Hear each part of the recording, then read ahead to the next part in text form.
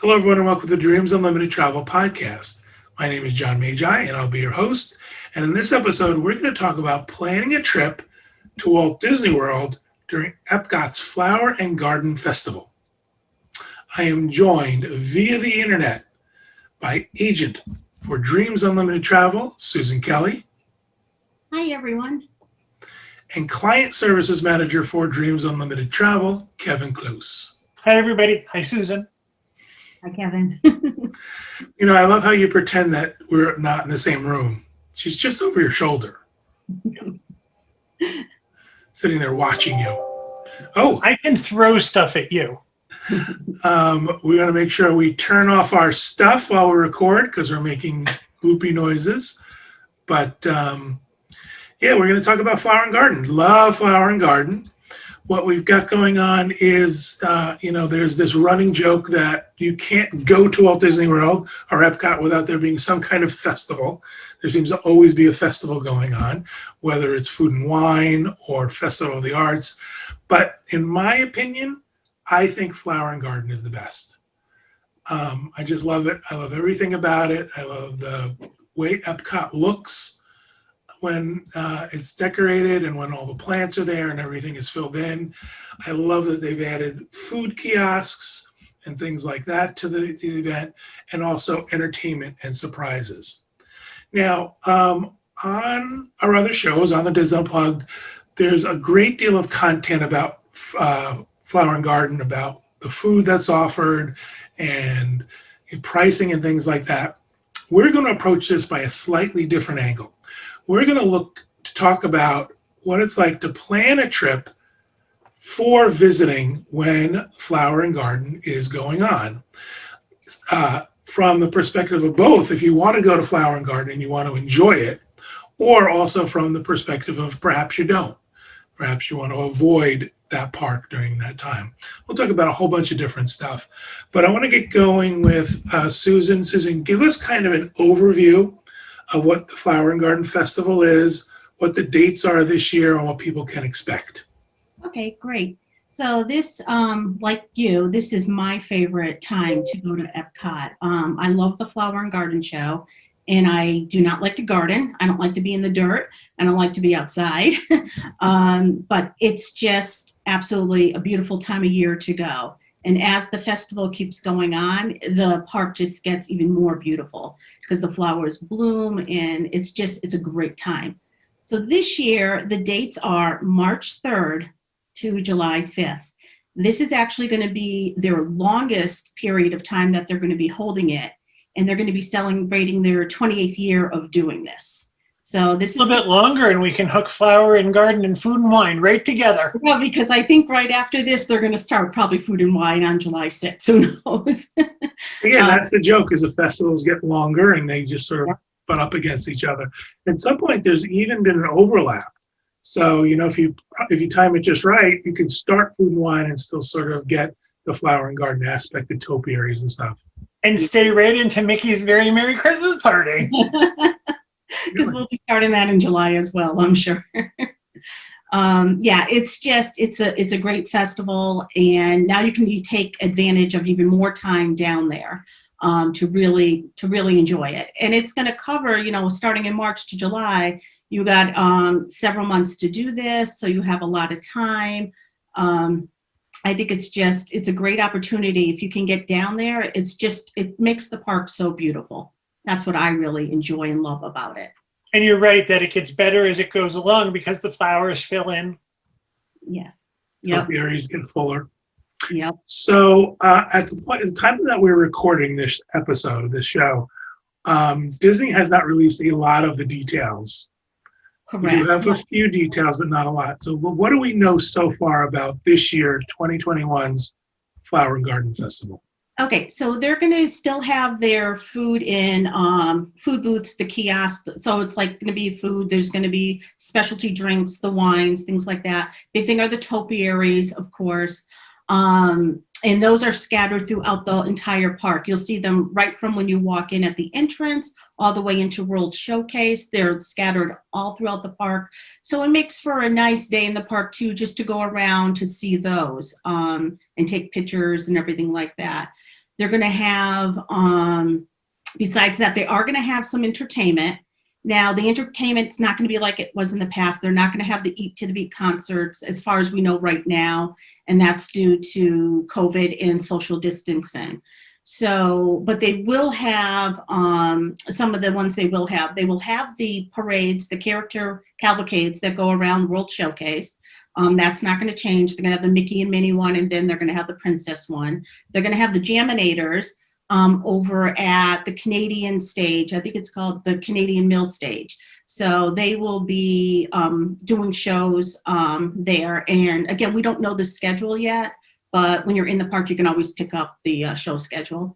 And then they're going to have the Voices of Liberty over at the American Pavilion at the American Gardens Theater, and the mariachi band as well at the American Gardens Theater.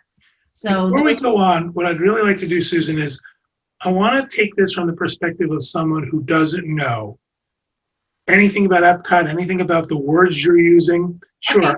Most of the people who watch us are true Disney fans and they know all the minutia. But what about for that person who doesn't know? Explain what the cavalcades are, explain what the Jaminators are, all of that good stuff. Okay, so the cavalcades they are doing, this is in place of any of the parades that they have at the parks. So at Epcot, what it is that they just kind of spring up every 20 minutes or so. It'll be a character like the Mickey and Minnie. They will generally ride in a car around World Showcase. And so it's like a little mini parade. And they pop up, like I said, about every 20 minutes. They also do one with the princesses. And some of the princesses I've seen in videos that they actually walk, like Elsa and stuff. So they'll have like Anna and Elsa, Snow White. So they do this so people don't gather. Right, exactly. Because they do this because they don't want you sitting along the parade route. Right, right. And that's how it was back in the day when they were doing the parades. People would line up an hour before, jam-packed in, and that's exactly what they don't want. So these are little, they just spring up out of nowhere, and if you're there, and you're going to eventually catch one, and it's like everyone still keeps their distance, so everybody stays safe doing it. Jaminators have been at Disney for a long time, and usually you would find them in Future World, which is the front part of Epcot where most of the rides are. And they are a group of very talented performers that jam to trash cans, and they make these noises and songs, and they get the crowds going and everything. So they're just a lot of fun to watch. I love watching them. And they're going to be, instead of in World Showcase, instead of Future World, again, because they don't want people to gather around closely to them, they're going to put them on stage over in the Canadian Pavilion. They have like a little stage with some benches and stuff. So they'll be doing shows there where they can spread the people out more. Just want to point out too, the front of Epcot has a great deal of construction. The Interventions buildings are pretty much all torn up at this point, and there's a great large amount of walls and things. So that's another reason why it's not at the front of the park. They're trying to move everybody to the back of the park just because it's kind of tight now. Up front. Correct, yes. Excellent. So tell us about the other performers or what's happening there. All right, so the next performers are the Voices of Liberty singers, and a cappella group, totally amazing. They usually perform in the rotunda at the American Pavilion. Again, because of social distancing, they don't want everybody crowded in there. They are across at the American Gardens Theater, which is right across from the pavilion. And it's a stage, so they're on stage, and they'll perform throughout the day. And they do everything, they have a lot of patriotic hymns and stuff like that. So it is just, they're amazing singers, just amazing singers. And then the other one that's going to be performing on that same stage are the mariachi group from the Mexican Pavilion. And again, they don't want them crowding around, so they're going to put them on stage and everything. And they'll perform throughout the day, several times a day. And that theater's very open. Yes, yes. It only has like one wall. Exactly. So it's covered, which is great, but it's outdoors, which makes it open, which is even better. Excellent. And the Voices of Liberty are worth seeing. Oh, they're wonderful.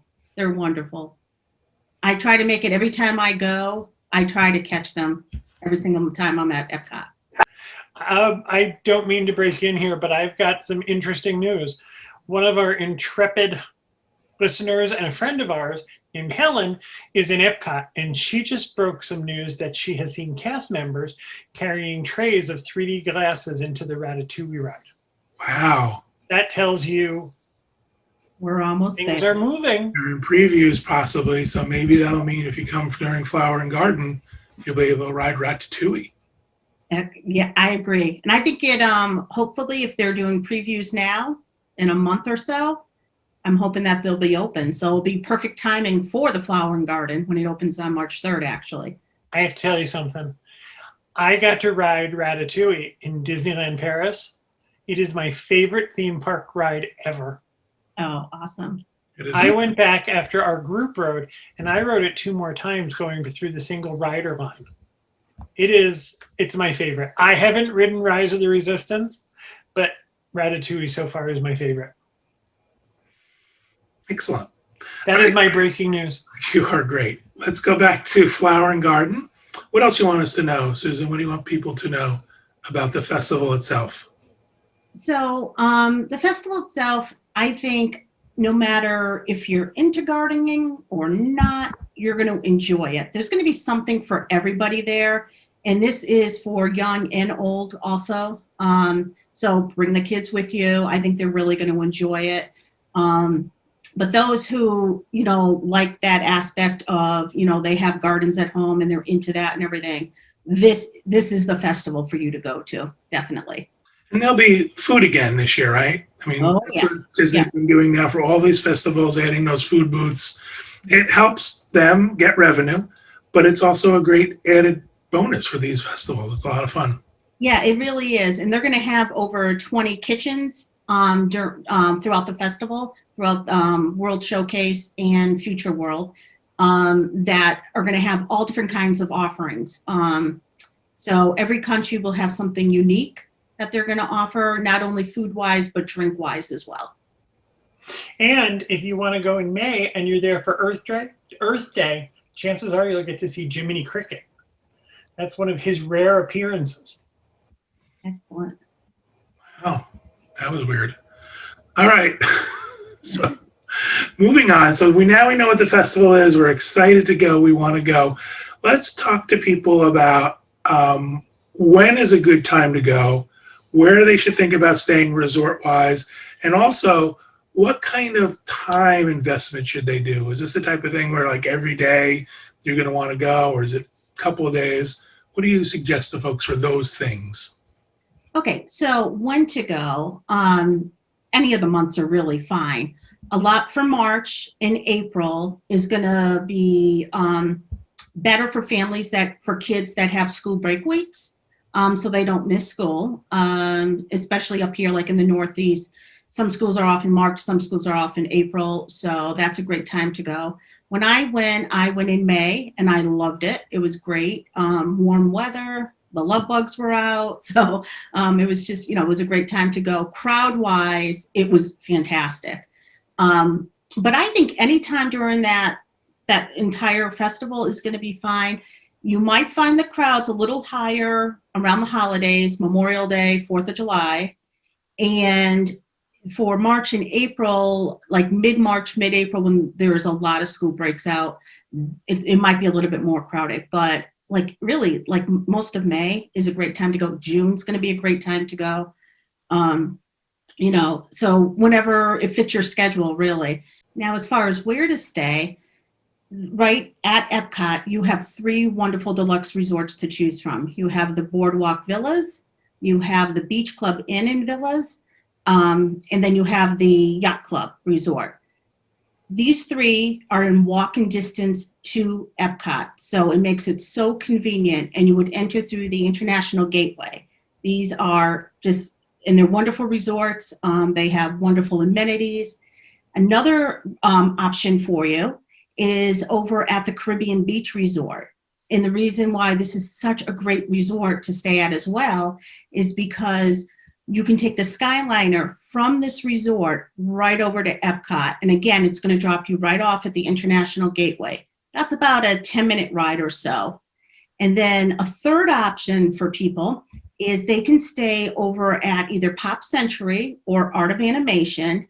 Again, these two resorts are on the Skyliner system. You would take the Skyliner from those resorts to the Caribbean Beach, where you would transfer over to the Epcot line. And again, it brings you right into Epcot by the International Gateway. That would probably take about 15, 20 minutes for the Skyliner ride. But again, you can't beat the convenience of that. So there's three choices. There's deluxe, moderate, and value resort. So Right. there's something for everybody. Something for everyone. Exactly. Yep. And I want to make sure I get this right because I don't have the information right in front of me, but there's currently 2 discounts that are available. And I believe they are through all of, if not most of, the Flower and Garden dates. Yes. To buy 3 tickets, get 2 days free promotion, and the 30% off resort promotion. Exactly. Up to 30% off for 30%. depending at which resort you stay at. Yeah, and when people, submit their request into us and everything, or if they email me and everything, I'm going to look both ways to see what suits you best, because not the 30% off is not always the best price at certain resorts. It could be the ticket option, the ticket promotion. That could be a better option for people. And it's all based on how many people are going, which resort you're looking at, the time of the year you're, like for, the week and everything. So there's a lot of different factors that go into it, but we'll definitely research it and figure out which option is going to be the best for you. And something I always tell folks about the discount, the room offer discount up to 30% off, keep in mind this is the room portion of the reservation only. A lot of people get a quote, see a package price and say, hey, wait, that's not 30% off my tickets or other things that are added. So the 30% off is up to 30% off is the room only portion. So as Susan said, your dreams agent, whether it be Susan or someone else, will always look for what works best for you and what you want to do and what your vacation is. Exactly. And usually where you're going to see those 30% offs, they're going to be on your deluxe resorts. It's probably be your villas, your boardwalk and villas, your beach club resort, your beach club villas, and your yacht club, that you're going to see more of the 30%, closer to the 30% discount than you would at, say, one of the value resorts or the moderate resorts. A while back, you mentioned the beach club inn. I think you meant the beach club resort, correct? Resort and villas. It's a good thing we're watching you, Susan Kelly. You're like, all right, so we've given people ideas where to stay, when to come. Do you have any pricing? Have you priced anything out for us? Okay, great. I priced up options for a value resort, a moderate resort, and a deluxe resort. So that way everybody can find something that's going to suit their needs. So one of the things I priced up, and I'm going to look at my notes a little bit, is May 3rd to the 6th. This is for a short stay. I did 2 adults, an 8 and a 5-year-old, and I did Pop Century in a preferred room category with a 4-day base ticket. And this was coming in at $24,34.80 total for the whole family. And this was under the promotion of the room discount, and because they were only staying 3 nights and everything. But I did this for someone who was looking for a quick getaway, maybe enjoy a day at the festival, and then do the other parks as well, especially with the kids. Excellent. The next one I did some for a longer stay too. So one of them is for the Caribbean Beach Resort. And again, the reason I did this because it's on the Skyliner, it's gonna be super convenient. I did this for 2 adults that wanna stay a week. And I did it for April 15th for 7 nights. And I did this with a 5-day park hopper ticket. And this is in a standard view room. And the reason I did the park hoppers with the 2 adults is because a lot of times adults tend to want to do more than one park in a day. And it's easier than when you have little kids too. So this one was coming in at $31.80 and 40 cents. And that was under the promotion as well. That was a 7-day stay? Yes, 7-night Caribbean Beach standard view room for 2 adults with the 5-day hopper ticket. That's what's nice about the park hopper works well for these festivals because you might not want to be there all day. You Right. know, you might after a certain amount of time, either you go and you see the thing you want to see, whatever the entertainment is, or the show they're doing, or the demonstrations that they're showing, and then you want to go and hit another park, or vice versa. Or the meal you want to cover. Right. Because a lot of people would probably want to go to the Magic Kingdom or Animal Kingdom, especially, and they don't want to stay there like the entire day. They'll hit what they want to do and everything. And I find for me, I love Epcot at night, especially afternoon, evening.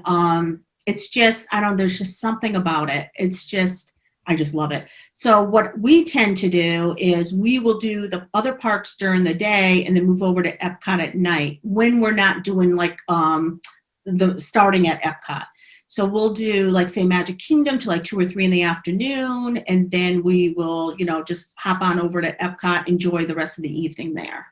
Oh, and also too, remember that World Showplace doesn't open until later in the day, so probably a better idea not to get there first thing in the morning for Flower and Garden. Right. Right now, Epcot is opening up at 11 a.m. So, and this is for what we have right now. So as time goes on, and I think Disney opens more and more, I think we might see those hours shift a little bit too. So People should also keep in mind that Easter is April 4th this year. yes. That's Yeah. going to be a busy week. Right. So there's another week that's going to be like around those dates and everything that are going to be just a little bit busier too, crowd wise.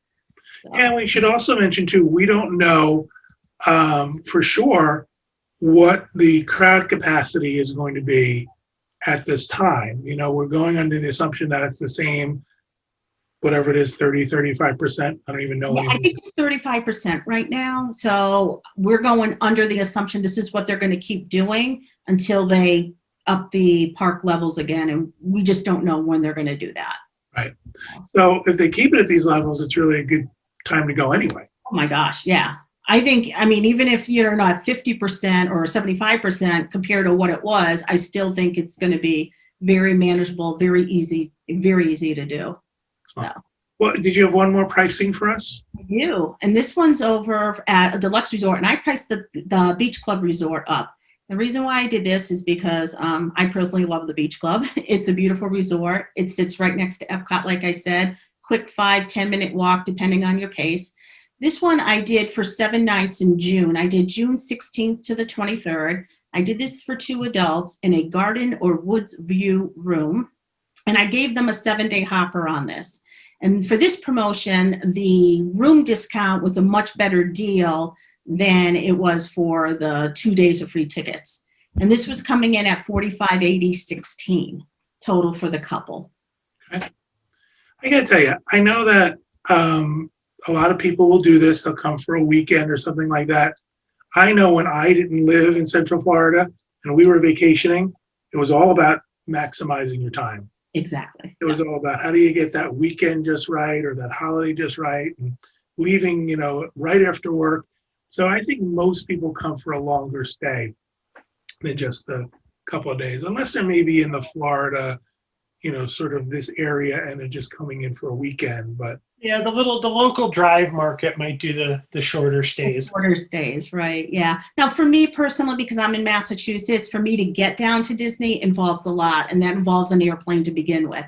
So if I'm going to be spending $200-300 on an airplane ticket, I'm going to stretch my time out as much as I can and maximize my time. So a lot of times when I go to Disney, I am there for at least a week. I've done the 3 nights and it's a whirlwind, especially when there's flights involved. And I was like, we did a 3-night one time and I was just like, did we even go? Because it goes by so quickly. So for me, it's like a minimum of 7 nights, and I like to stretch it out even longer. Like when I'm in there in December and everything, I usually do like 10, 11 nights and stuff. But if you can stretch it, I highly recommend it, because then you're going to be able to enjoy the park so much more, because you're going to go in a much more relaxed paced. And I know when people go for those short, those 3-4 nighters, you're hitting a park every day and you are exhausted by the end of the day.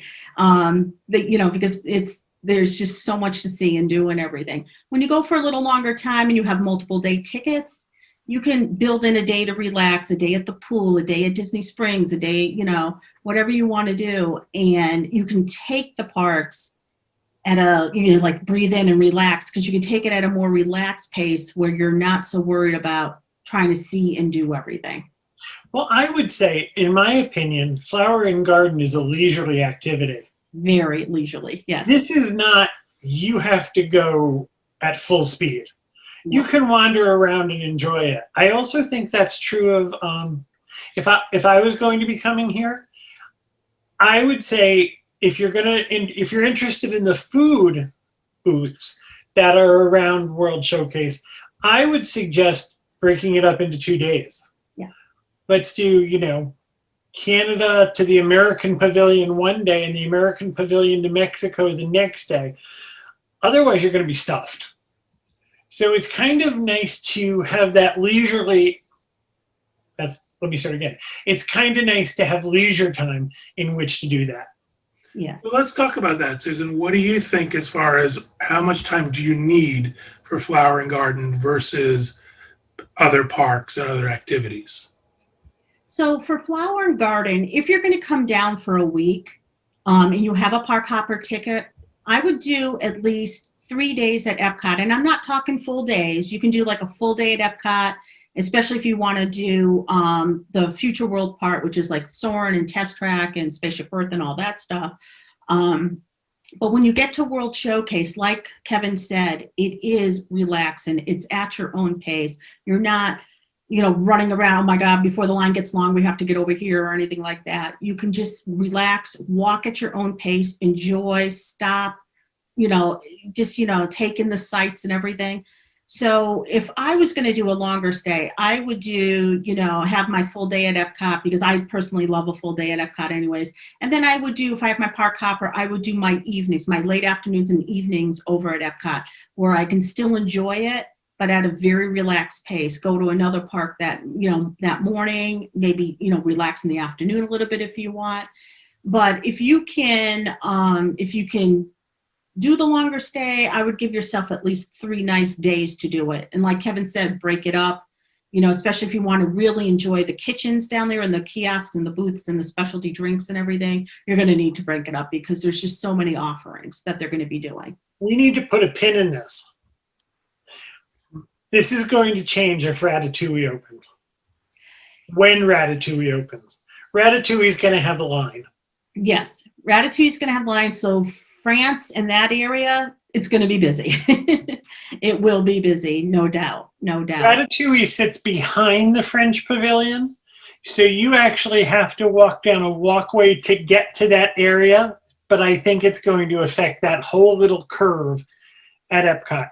So we just need to be realistic when we say, if plans are for Ratatouille, the rest might be a leisurely stroll. Yeah. Ratatouille is going to be busy for a long time. Yeah. And I think we should also keep in mind, too, what some other folks have said who have been during COVID, is that with the social distancing and how Disney's handling lines and crowd management, that you might see a line for Ratatouille coming out into the France Pavilion, but that might not indicate that that's how long your wait is. Right, because there's probably 6 feet between people. Exactly. And I think Ratatouille is going to do the same thing. They're going to have that 6 feet. They're going to have the markers there and everything. So even if the queue is in the back of France and everything, if it extends out into the front part of France and everything, I don't think the line's going to be too extreme.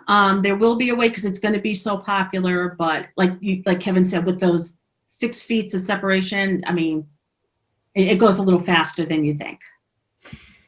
Excellent. What have we missed? Is there anything we didn't talk about, we didn't cover for Flower and Garden? No, I think one of the other things, the Flower and Garden, for those who go there and they want to pick up stuff, there's a lot of merchandise that you can buy and save your money because you're going to need it down there. They have everything from ears, the Minnie Mouse ears, Mickey Mouse ears, and they have T-shirts and they have sweaters and they have gardens, anything to do with gardening, they have that as well. So, and there's just like all this special merchandise just aimed towards the Flower and Garden Festival as well. So it's always fun to pick up a T-shirt or like the ears. Like last year they had the orange bird from the Florida orange bird. So he had his own set of ears, and they had T-shirts and stuff like that. There's going to be festival art. There'll be some kind of poster. They do that every year. Some of our favorites that we have in our house have come from the festival, has come from Flower and Garden, mixing up my festivals. And there'll be pins. There'll be limited edition pins just for the event. So anything that you're into, you'll be able to find for purchasing. We didn't really talk about these because there's really not that much information at the time we're recording this, but there's going to be expositions. There's going to be things that will show you how to garden, I guess. I don't know. And, you know, I don't know what they tell you. And there's ones about how to eradicate bugs and what are good bugs and what are bad bugs. I had to go to that one time.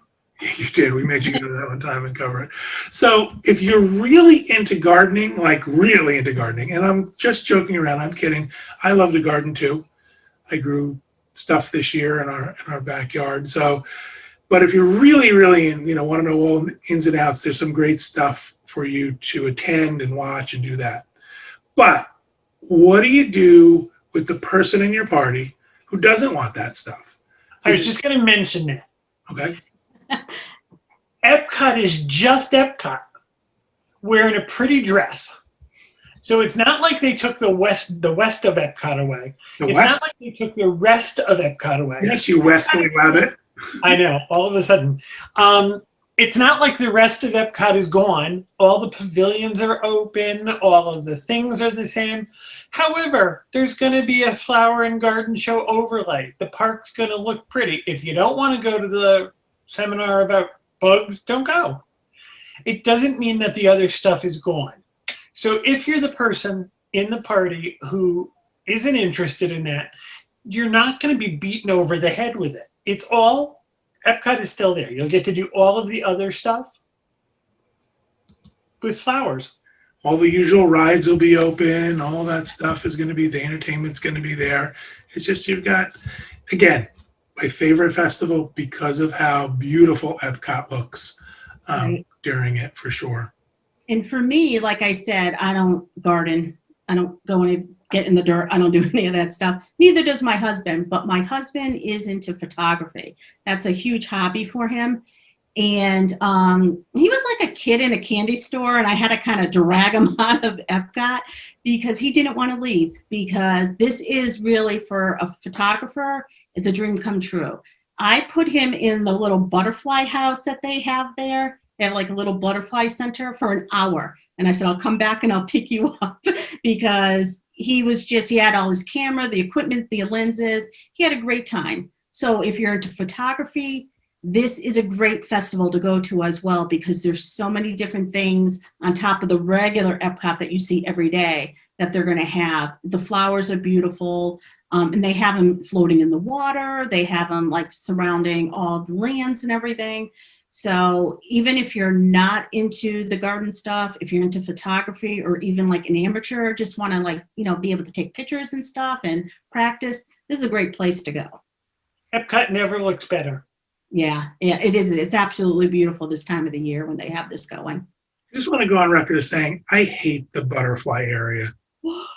You walk into that tent and they all are flying around and trying to land. Oh, look how pretty. Look, John, it's landing on your head. I spend most of my time trying to keep bugs off of me. As a matter of fact, I want to know where I can buy the off spray just to keep them away from me. Well, they do have what they call the global gardens down there, and I'm looking at my notes over here, and one of them is presented by Off, believe it or not.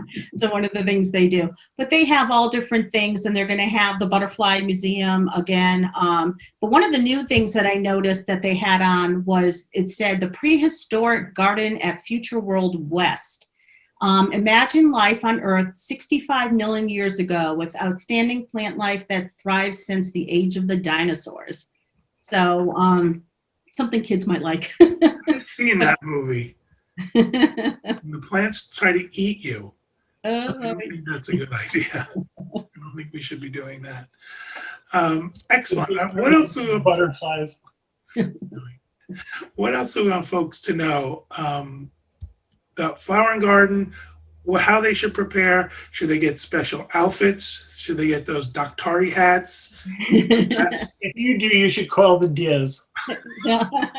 No, you don't need to do that. But believe it or not, the people get into the theme of the flower garden because I saw, so many flower and garden ears and shirts and stuff like that. So there's a T-shirt out there for every festival, I believe, as well for Epcot. But I tell you, weather, being a Central Floridian, weather at that time is gorgeous. It's absolutely spectacular. Not too hot. Humidity hasn't set in just yet. So it's really, really a great time to visit Central Florida. Do you agree, Kevin? I do. Something that we've found in the past that intrigues me is Disney will take down vinyl advertising posters that have passed their prime. And what they do is they make tote bags and backpacks and coin purses and shoulder bags out of them. They're usually very, very popular. They usually are available at the beginning of the festival, and they usually sell out pretty quickly. I cannot promise anything. I have no knowledge that this is what's going to be done, but they've done it a lot in the past. And they're great souvenirs, and it's all recycled stuff. It's stuff that didn't get thrown in a landfill. So it's something to look for. That's one of my things that's fun to look for. You can find some cool stuff. And there's always going to be, there's going to be bags themed. Any kind of souvenir you're into, you're going to be able to find during. And if you want Mickey or Minnie or any of the dwarfs in your garden, there's going to be something you can stick in your garden, or a gazing ball, or a whirligig kind of thing. There's lots of stuff there if that's what you're looking to do. And if you hate your neighbors, they sell wind chimes. You can always get some of those. All right. I think we're done. Thank you, Susan, for doing the research. We really appreciate it. You're welcome. Thank you for having me. Thank you both for being here. Thank you, Kevin. You're welcome. Thank you. Like I have a choice. Thank you, everybody at home, for listening and watching. We hope you have a great week, and we hope you have a great vacation.